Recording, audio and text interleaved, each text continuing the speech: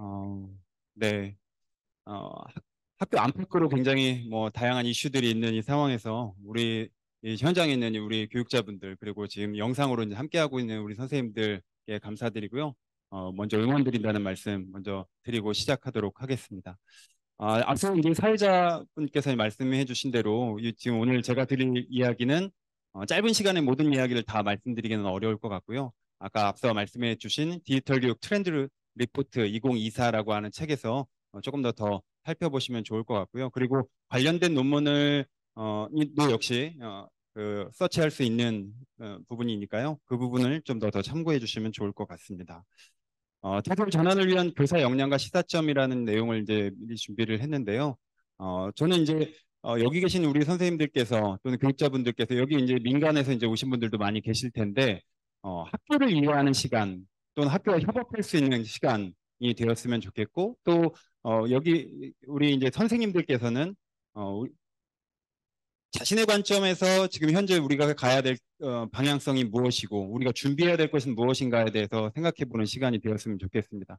저 개인적으로는 이 현재 지금 우리 학교가 처해 있는 어떤 상황들을 지켜볼 때 앞으로 우리의 교육이 우리 학교가 나아가야 될 방향 몇 가지가 있다고 생각하는데요. 아마 여기 계신 우리 교육자분들도 역시 자기만의 어떤 방향성들을 갖고 계실 거라고 생각합니다. 저는 이제 학교 밖에서의 몇 가지 요소들은 첫 번째 저출산, 저출생 문제 또는 학력 인구가 이제 감소하는 문제들 그리고 학교 안에서는 학생의 주체성이 강조되게 있고 또 학생들의 학습권이 확보되기를 이제 원하고 있는 그런 상황들을 지켜볼 때 일단은 기본적으로는 이제는 거스를 수 없는 현실이 됐다라고 이제 생각이 됩니다. 특히 오늘 이 에듀테크 플러스 위크라고 하는 이 행사에서도 대부분 도구들을 아마 많이 만나셨을 것 같고 그리고 실제로 그런 도구들을 이제 찾고 계실 거라고 생각이 됩니다. 두 번째, 학교 밖에서는 세계화 정보와 또는 학습 자원이 확대되고 있고 또 학교 안에서는 더 이상 우리는 이제 교과서라고 하는 이 도구의 폐쇄성의 한계를 우리가 느끼고 있는 상황이기도 합니다. 그래서 학교는 갈수록 이제 개방화되고 있다. 그것도 역시 이제 거스를 수 없는 현실이 됐다라고 이제 볼 수가 있을 것 같고요. 세 번째는 창의성이 강조되고 있고 개성이 강조되고 있는 이제 학교 밖에서는 이제 그런 인재들을 이제 요구하고 있다는 부분. 그리고 학교 안에서도 역시 획일화라든지 표준화에 대한 저항들이 뭐 앞으로 더 강해지고 있다는 부분들이죠. 그래서 학교는 학교의 수업이라든지 학교의 모습들도 역시 다양화되고 있다. 네 번째로는 역량이 강조되고 있고 사회 현안들이 증가하고 있습니다. 뭐 환경 문제일 수도 있고 인구 문제일 수도 있고요. 그리고 학교 안에서는 학습 동기가 저하되고 학생들은 더더욱 이제 학습에 대한 그런 의지와 욕구가 이제 줄어들고 있는 현상들. 그리고 교육 과정에서도 언급하고 있기는 하지만 깊이 있는 학습에 대한 요구들이 학교 안에서도 이제 생겨나고 있죠. 그러다 보니까 어떻게 하면 우리가 이 학습을 실제화할 수 있을 것인가에 대한 그런 고민이 굉장히 깊어지고 있습니다. 학교 밖에서는 하이테크 뭐 데이터 기반 사회에서 오늘도 이 행사장에는 그러한 제품들을 많이 홍보하고 있는데요. 학교 밖에서는 이제 그런 기업들의 제품들이 많이 출시되고 있고 실제로 그런 기술력들이 이제 향상되고 있죠. 학교 안에서는 하이터치라는 말들이 이제 심심찮게 등장하고 있고 또 이걸 왜 해야 돼? 좀 더 효과적으로 할 수 없어, 효율적으로 할 수 없어라고 하는 비판적인 목소리들이 이제 더욱 강해지고 있습니다. 즉 비효율성에 대한 어떤 저항들이 나타나고 있는 거죠. 그러다 보니까 학교 안에서도 우리가 이 지능화라고 하는 건 뭐 인공지능으로 지금 대표되고 있기는 하지만 지능화되고 있는 것은 앞으로는 이제 거스를 수 없는 그런 현실이 되고 있다라고 볼 수도 있을 것 같습니다. 그런데 이제 본질적인 질문을 한번 던져보게 되는 것 같아요. 우리가 오늘 이 행사장에서도 디지털 뭐 테크놀로지들을 많이 우리가 접하고 있는데 과연 이 학교 사회가 디지털 전환되고 있는 것이 궁극적으로 목적은 무엇인가 한번 생각해 보셨습니까? 우리 학교는 왜 디지털 전환돼야 되지? 앞에서는 제가 이제 5가지의 어떤 방향성들을 말씀드리기는 했지만 여기 계신 우리 교육자분들 또는 교육 관계자분들께서는 궁극적인 목적은 뭐지? 라고 하는 것에 대해서 먼저 우리가 생각해 봐야 될 것 같은데요. 아마 대부분의 우리 선생님들, 물론 그거는 제품을 개발하는 우리 기업 입장에서도 학생이 무엇에 효과적일 것이다라고 하는 그런 관심을 가지고 있을 것 같습니다. 물음표 안에는 어떤 걸 집어넣으시겠습니까? 네. 일반적으로는 뭐 학습에 도움이 될 것이다, 효과적일 것이다, 그와 관련된 연구들이 많이 있을 것 같고, 여기 계신 우리 선생님들께서 오늘 아주 많은 제품들을 따져보고 또는 한번 써봐야 되겠다고 생각하는 건 그냥 신기 효과를 넘어서 아마도 학습 효과가 있을 것이다라고 하는 관심으로 무언가를 채택하려고 하실 거라고 이제 저는 생각을 합니다. 그런데 실제로 효과가 나타나는가? 음, 효과가 나타나나요?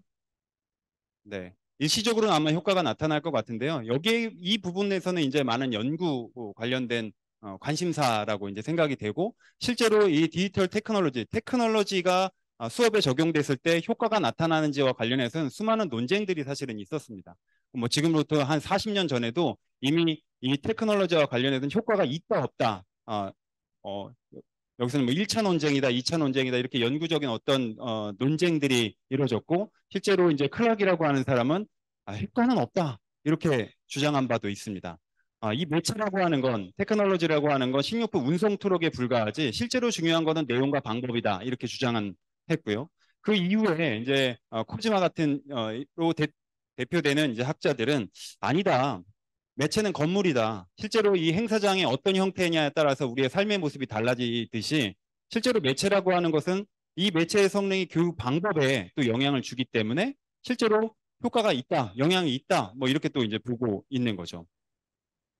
그런데 최근에는 사실 이 내용과 방법과 또는 매체 이런 것들을 분리시켜서 생각할 수 있는가라고 하는 입장들이 많은 힘을 얻고 있는 것 같습니다. 여기 계신 선생님들께서 나는 어떤 입장을 지지한다라고 뭐 자기만의 어떤 입장을 가지고 있을 수 있겠지만요. 지금 이게 둘러보시면 수많은 매체들이 그 안에 내용과 방법을 명확하게 분리시키기 어려운 부분들도 저는 있을 거라고 생각하고 그 정도로 이제 기술력이 좀 많이 향상됐다라고 볼 수 있을 것 같아요. 그래서 뒤에도 말씀드리겠지만 우리 이 교육 전문가들이 더더욱 이 에듀테크에 대한 소양을 가지고 그런 개발 또는 전문가들과 협업을 해야 되는 그런 필요들도 있다고 보여집니다. 관점을 조금 더 우리가 확대를 시켜보면 기존에 우리가 이제 교육 과정으로 대표되는 목표 내용 기능 평가 이런 내용들에 관심을 많이 가져왔죠. 학생들이 왜 배우지? 무엇을 배워야 되지? 무엇을 해야 하지? 그리고 그걸 어떻게 평가하지에 대해서 주로 우리가 관심을 가져왔었죠. 그런데 이제는 우리가 조금 더 그 관점을 확대해서 이 교육과정으로 대표되는 목표부터 평가까지의 이런 요소뿐만 아니라 어디서 공부하지? 어떤 매체를 사용하지? 어떤 상황과 맥락 안에서 또는 문화 안에서 우리가 학습을 해야 되지? 라고 하는 관점으로 좀 확대돼야 되는 시기가 아닌가 그런 생각이 듭니다. 그러니까 이제 교육과정 전문가뿐만 아니라 우리는 학습 환경 전문가로서의 교사상이 이제 필요한 상황이다 이렇게 생각이 되고 여기 계신 대부분의 아마 교육자분들은 이런 학습 환경에 대한 관심을 가지고 그런 전문가로서 오늘 이 자리에 함께하고 계시지 않을까 그런 생각이 드는 거죠. 구성주의적 관점에서 본다면 테크놀로지를 사용하는 이 교사의 기본 가정, 뭐 제가 몇 가지를 이제 추려서 요약해서 말씀드리면 테크놀로지는 그냥 하드웨어 이상, 그 이상이다라고 하는 그런 관점. 그리고 테크놀로지는 왜 써야 되는가? 그냥 단순 반복적인 지식을 반복하는 것이 아니라 학생들이 스스로 생각하고 자신의 역량을 향상시키기 위해서 쓰는 것이다라고 하는 관점을 가지고 테크놀로지를 이제 채택하거나 사용을 하게 되는 거겠죠. 그래서 여기 있는 수많은 제품들을 내가 어떤 관점으로 내가 생각하는 우리 교육이 지향하는 그런 방향성에 이 제품의 그런 기능들이 과연 효과적으로 기능할 수 있는 것인가 그런 관점에서 좀 따져보면 선택할 수 있는 기준들이 좀 달라지지 않을까 그런 생각이 듭니다. 세 번째는 학습자의 인지 이건 학습자뿐만 아니라 교수자의 인지가 이제는 그냥 사람에게만 있다고 보는 것이 아니라 이게 어떤 테크놀로지에도 분산되어 있다라고 하는 관점입니다. 일명 분산인지라고 얘기를 하고 있는데요. 오늘 아마 여기 차를 가져오신 분들은 뭐 내비게이션을 활용해서 이제 오셨겠죠. 그럴 때 길찾기 인지는 누가 가지고 있는 거죠? 길찾기 인지는 내비게이션이 가지고 있다고도 볼 수가 있겠죠. 물론 나는 사용자는 그 내비게이션을 활용할 수 있는 방법을 알아야 되겠고 또는 이 내비게이션을 신뢰해야 되겠죠. 그 조건이 확보된다면 나의 인지는 이제 길찾기 인지는 이 내비게이션에 분산되어 있다. 그렇게 본다면 우리가 매체를 사용할 때는 내가 그동안 이 교사로서 교육 전문가로서 가지고 있던 인지를 이 일종의 뭐 메타버스가 될 수도 있고 뭐 AI가 될 수도 있고 이런 신뢰할 수 있는 도구의 인지를 분산시켜서 조금 더 기존의 우리가 비효율성 또는 비합리성 뭐 이런 것들을 어느 정도 극복할 수 있지 않을까 그런 생각들이 듭니다. 교사의 역할도 이제 변화되고 있는데 아까도 말씀드렸듯이 우리가 관점을 이제 기존의 그 목표부터 평가까지의 그런 교육 과정으로 대표되는 키워드들에 이제 관심을 가졌다면 이제 학습 환경 차원에서 우리가 관심을 가져봤을 때 과거의 이 전통적인 학습 환경은 교사가 가지고 있는 지식을 학생에게 전달하는 방식이었다면 최근까지만 하더라도 이 교사가 가지고 있는 지식을 학생들에게 단순하게 전달하는 것은 아니고 학생과 학생 간의 상호작용을 통해서 학습을 하게 하는 지식을 구성하게 하는 방식의 이제 학습들이 진행이 됐었죠. 근데 오늘 여기에 나와 있는 수많은 그 에듀테크 AI 도구들은 이제 교사가 더 이상 이제 무대 위에서 이렇게 군림하지 않는 상태에서 학생들이 스스로 이제 학습할 수 있는 체제, 교사의 인지가 이 에듀테크 AI에도 분산된 체제 안에서 학습을 할 수 있는 그런 가능성들을 엿볼 수 있는 그런 기회가 될 거라고 생각됩니다.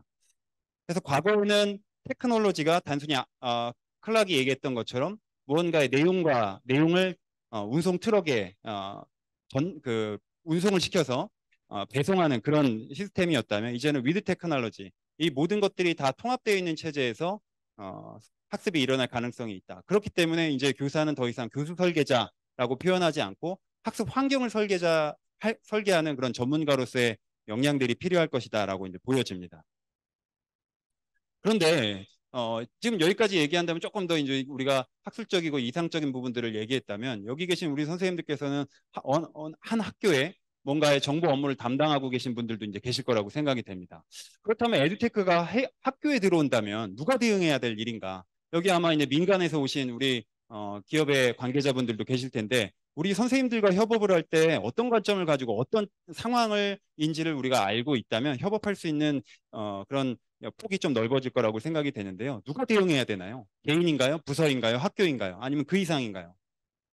이걸 이제 제가 이제 시기별로 좀 더 이제 나눠봤을 때 코로나 이전 상황에서는 수업 방법을 돕는 보조 도구로서 사용하는 경향들이 있었습니다. 이거는 이제 일반적인 경향을 얘기하고요. 여기 계신 이제 혁신가 그룹에 있는 선생님들은 이거보다 훨씬 더 다양한 혁신적인 수업들을 진행할 것이기 때문에 나랑은 좀 안 맞는다 이렇게 하실 수도 있지만 아마 이 과정을 다 거치셨을 거라고 생각이 됩니다.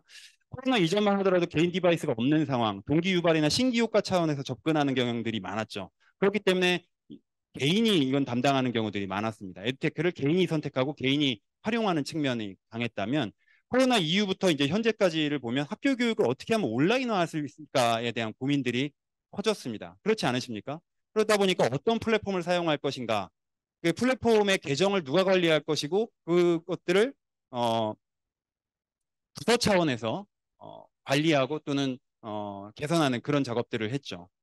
그래서 개인과 부서가 이제 담당하는 체제였다면 현재 이제 데이터 기반의 어떤 학습들이 이제 진행되거나 또는 AI 플랫폼들이 들어왔을 때 단일 교과뿐만 아니라 우리 학년, 우리 전체 교과 차원에서 이 플랫폼들을 사용하게 된다면 이거는 이제 개인이나 부서 차원을 뛰어넘는 일이라고 생각이 됩니다. 학교 또는 학교 그 이상의 뭔가의 협업이 진행되지 않는다면 실제로는 그냥 개인적으로 사용하는 보조 도구에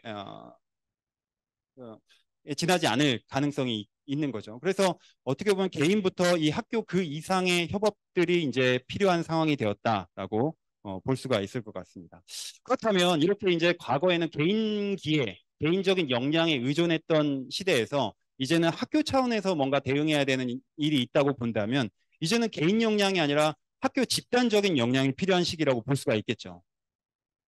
동의하십니까? 네.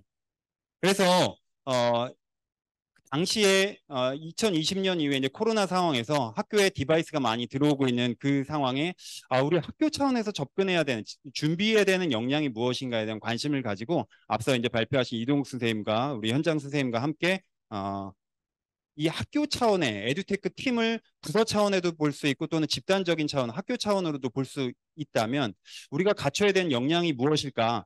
그 역량을 우리가 도출한다는 것은 그냥 역량을 도출하는 것으로 끝나지 않고 그와 관련된 연수 프로그램이 될 수도 있고 또는 지원이 될 수도 있겠죠. 그런 지원들이 좀 늘어났으면 좋겠다라고 하는 생각으로 이 연구가 진행이 됐고 여기 앞서 보시는 것처럼 4개의 역량군 그리고 13개의 역량 38개의 행동 지표가 이제 도출이 됩니다.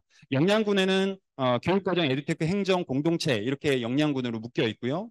그 교육과정에 해당하는 세부적인 역량은 학교 교육과정을 이해해야 한다. 물론 여기에는 이제 키워드만 있지만 행동지표상에서는 조금 더 구체적인 행동과 관련된 일종의 기준과 지침들이 있습니다. 두 번째는 교수학습 평가 설계와 관련된 역량들. 세 번째, 미래교육 탐색 역량. 에듀테크와 관련해서는 에듀테크 탐색, 환경 설계 및 구축, 활용 관리 역량. 행정과 관련해서도 에듀테크 계획 수립 평가, 예산 편성 및 집행, 법제도와 윤리를 준수하는 역량. 공동체와 관련해서도 학교 비전을 공유하고 에듀테크 활용을 촉진하거나 이해관계자와 협업하는 역량. 지금 이렇게만 보더라도 저도 지금 숨차는데요. 13개의 역량들이 최소한 에듀테크가 학교에 들어올 때 이걸 잘하든 못하든 간에 상수준이든 하수준이든 간에 누군가는 이 역량을 발휘하고 있다라고 하는 부분입니다. 그러니까 단순히 이 에듀테크를 학교에서 활용하는 차원으로만 접근할 수 있는 것은 아니고 누군가는 이 역량을 발휘해야 되는 부분이다라고 볼 수가 있는 거죠. 그렇다면 지금 우리 학교, 여기 계신 우리 교육 관계자분들은 얼마나 이것들을 확보하고 있으신가요? 아까 그 연구에서 이제 한 가지를 더 물어봤습니다. 만약에 전담 인력이 확보된다면 이 13개 역량 거기에 플러스 38개의 행동 지표들 중에 만약에 전담 인력이 확보된다면 누구에게 더 필요한 역량인가요를 이제 물어봤습니다. 거기에 대한 이제 교육 전문가들의 대답은 교사는 아무래도 제가 이제 키워드에 이제 그 별도의 색깔을 이제 표현을 했는데요. 학교 교육 과정과 관련된 역량들 또는 수업과 평가를 설계하는 역량, 학교 비전을 공유하는 공동체의 결속을 다지는 그런 역량들 또는 학교의 계획 또는 정책을 수립하거나 평가하는 그런 역량들이 필요하다. 상대적으로 더 필요하다라고 이제 의견을 제시했고 또 전담 인력에게는 에듀테크를 탐색하거나 환경을 구축하거나 관리하거나 또 윤리를 준수하거나 에듀테크 활용을 좀 촉진하는 부분들은 교사가 수업과 평가에 좀 집중할 수 있도록 좀 이런 부분들은 전담해서 해줬으면 좋겠다라고 하는 의견을 또 제시를 했습니다. 물론 공통적으로는 에듀테크를 업무에 활용하든 수업에 활용하든 하는 것들은 공통적으로 강조된 부분이고요. 외부 전문가와 협업하는 건 전담 인력이든 교사든지 간에 공통적으로 좀 중요한 역량이다라고 이제 얘기가 됐습니다. 다 말씀드리기는 어렵고요. 뭐 제가 책을 홍보하는 건 아니지만 아까 우리 김지현 사회자님께서 말씀해 주신 그 책에 보면 조금 더 세부적인 그런 행동 지표들이 있으니까요. 그걸 참고하시면 좋을 것 같습니다. 다만 제가 몇 가지 이제 시사점만 좀 전달을 해드리면 첫 번째는 디지털 전환이라고 하는 건 학교 차원의 학습 환경 변화를 요구하는 부분이다. 이건 단순히 이제 개인이 뭔가 변화라고 이제 하는 시기는 저는 이제 지났다라고 보여지고 학교 차원의 집단적인 역량을 확보할 것인가를 동시에 고려해야 된다라고 하는 겁니다. 그러니까 뭐 여러 가지 뭐 선도학교 사업이라든지 또는 학교에 지금 BYOD 사업이라든지 이런 것들이 들어올 때 동시에 같이 우리가 고려해야 되는 것은 이 집단적인 역량을 어떻게 우리가 확보할 것인가, 확보할 수 있도록 지원할 것인가 이 부분에 좀 관심을 많이 가졌으면 좋겠다라고 하는 생각이 들고요.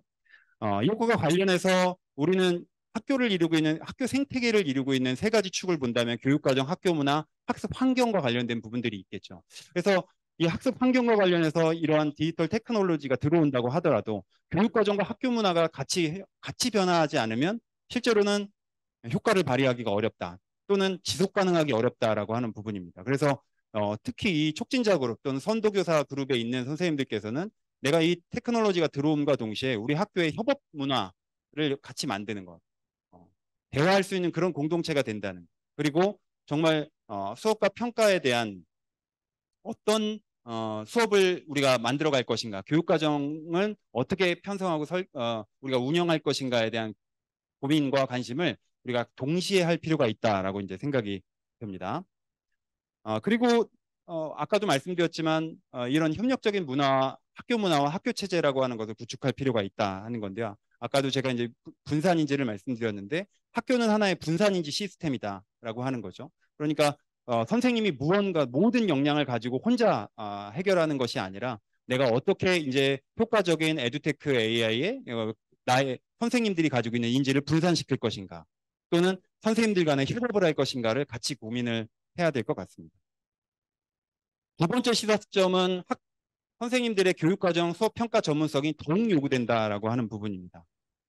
한간에서는 좋은 에듀테크 A에게 들어오면 선생님들의 수업 부담이 줄어든다 이렇게 얘기를 하고 있지만 실제로 저는 그럴 가능성은 거의 없다라고 생각이 됩니다. 오히려 선생님들은 교육과정 수업평가 전문성이 훨씬 더 높아야 좋은 에듀테크 AI를 설계할 수 있고 개발을 요구할 수 있다라고 이제 생각이 되는 거죠. 그러니까 아무리 좋은 AI 에듀테크라고 하더라도 내가 이 교육 목표 달성을 위해서 어떤 데이터를 수집하고 분석하고 기록하고 피드백할 것인가에 대한 전문성이 없다면 실제로는 그 에듀테크 AI 도구가 기존에 우리가 더 좋은 교육, 뭐 예를 들면 구성주의적 관점의 어떤 교육들, 패러다임을 실현한다든지 학습자 중심 또는 개별화, 뭐 맞춤형 이런 키워드들을 가지고 교육을 한다고 하더라도 실제로 그 효과가 나타날 가능성은 크지 않을 수 있다라고 하는 겁니다. 뭐 뒤에 보시는 이 장면은 제가 이제 학교에 있을 때 이거는 뭐 AI 에듀테크는 아닙니다. 다만 이 교육 과정을 분석해서 내가 어떤 내용을 학생들과 같이 수업을 할 것이고 교육 과정 성취 기준상에서 어떤 내용을 내용 요소 중에 내가 그것을 평가 관점으로 평가 기준으로 가져올 것인지 이 부분 이런 부분에서 우리가 아주 기초적이고 기본적인 내용이지만 사실은 핵심적인 부분이다라고 생각이 되는 겁니다. 아까 앞서서 이제 뭐 티팩과 관련된 부분들을 말씀해 주셨지만 수업 전문성이 없다면 테크놀로지 지식만 가지고는 실제로는 효과적인 통합이 어렵다. 그러니까 사실 겉도는 부분이 될 수밖에 없겠죠. 그래서 실제로 아까 제가 위드 테크놀로지라고 말씀드렸는데 이 수많은 제품들 중에 그렇게 테크놀로지가 이 수업과 잘 통합되어 있는 제품이 무엇인지 오늘은 다시 한번 이 제품들을 한번 둘러보시면 기존에 조금 이미 가지고 있던 생각들도 조금 달라지지 않을까 그런 생각도 좀 들고요.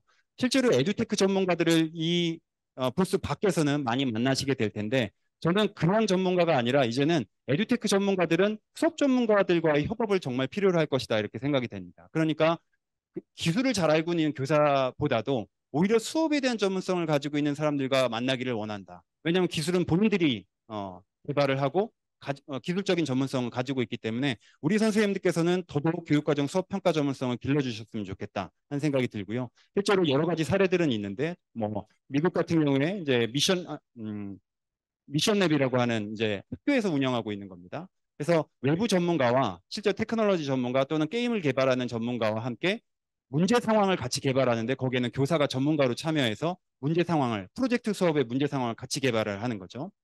싱가포르 에듀랩 같은 경우에도 이 민간 기업과 대학 연구소와 그리고 선생님들이 같이 참여를 해서 어떠한 시제품이 나왔을 때 그것들을 현장에 투입하기 전에 먼저 한번 이 선도교사 그룹에 있는 선생님들이 활용을 해보고 개선점을 이제 제안하는 이제 그런 형태의 협업들도 진행되고 있습니다.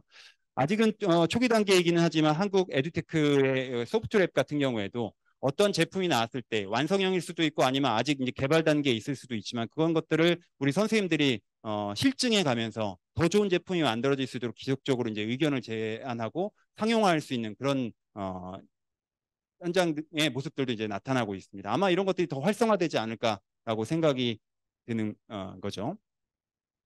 세 번째 시사점은 AI 에듀테크를 위해서는 전담 조직과 인력이 저는 반드시 필요하다고 생각을 합니다. 교육개발원에서 그 연구한 한 자료를 보면 교사들이 생각하는 디지털 전환의 기대 효과가 뭐냐라고 했을 때 가장 높게 나온 것은 전통적인 수업 방법을 개선할 수 있다라고 하는 것이 가장 높은 기대 효과로 나왔습니다. 그렇게 생각하십니까? 그런데 이 여기 나와 있는 선택지들 중에 가장 낮게 나온 게 뭐죠? 네, 교사의 수업 부담 경감이 될 것이라고 하는 것이 가장 낮게 나왔습니다. 모두 3점이 안 되죠. 선생님들이 생각할 때 아까도 말씀드렸지만 AI, 에듀테크, 디지털 전환이 된다고 하더라도 선생님들의 수업 부담이 줄어들 것이다라고 생각하지 않는다는 거예요. 그죠?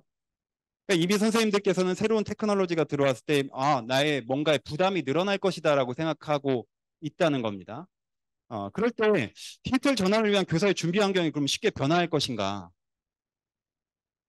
이건 쉽지 않죠. 예를 들면 수업 시수라든지 또는 학급당 학생 수라든지 이런 것들은 뭐 자연적으로 해결되는 부분들은 있겠지만 단기간에 해결되지는 않는다. 그리고 학교 단위의 집단적인 역량을 교사들이 단기간에 확보할 수 있느냐 그것도 대단히 어려운 부분입니다. 같은 연구에서도 왜 선생님들은 디지털 기술을 수용하거나 활용을 못하십니까? 그의 저해 요인이 무엇입니까? 라고 얘기했을 때 가장 높게 나온 건 교사의 준비 환경이 부재하다. 지금 말씀드린 뭐 학급당 학생 수, 수업 시수와 관련된 걸 얘기하셨고, 디지털 기기와 유지 보수 관리의 어려움을 이제 두 번째로 얘기를 하셨습니다. 물론 여기에는 인프라 부족이라든지 교사의 활용 능력 부족 같은 것들을 얘기를 했습니다.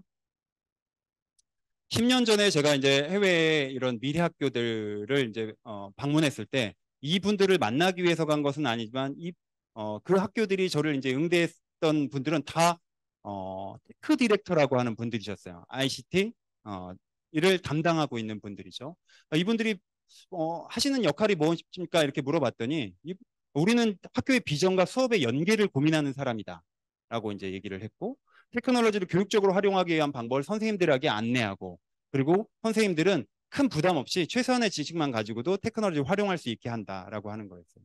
이분들은 일종의 수석교사급의 어떤 지위를 가지고 학교와 또 지역사회를 연계하고 민간 기업을 연결하는 그런 역량을 가지고 있는 분들이셨습니다.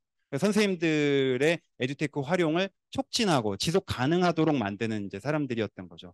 그러니까 제가 말씀드리고 싶은 것은 아까도 말씀드렸지만 이러한 선생님들의 역량이 단기간에 확보될 수 없다면 어쨌든 전문적인 역량을 가지고 있는 사람들의 지원은 필요하다. 그게 아마 이제 각 시도에서도 그런 인력들을 확보해서 이제 지원하는 경우들이 많이 있는데요. 저는 조금 더 이제 전문화될 필요가 있다라고 이제 생각이 듭니다. 뭐 장하게 말씀을 드렸지만 아직은 저는 아직과 이미 사이라고 생각을 합니다. 뭐 여러 가지 좋은 제품들도 오늘 만나 보시고 또는 그런 문헌들도 이제 읽고 계시긴 하지만 사실은 여기 계신 촉진자 그룹의 선생님들, 혁신가 그룹의 선생님들께서 아직 피지 않은 꽃을 보기 위해서 먼저 허리 숙여 지금 이미 만들어지고 있는 그런 혁신의 어떤 과정과 결과를 먼저 체험해 보시고 또 현장에 확산하는 역할을 하고 계시지 않을까 그런 생각이 들고요. 여기 계신 우리 선생님들께서 먼저 정말 닮고 싶은 좋은 선생님 그리고 프로님양의 선생님이 되셨으면 좋겠습니다. 저는 이상 발표 마치겠습니다.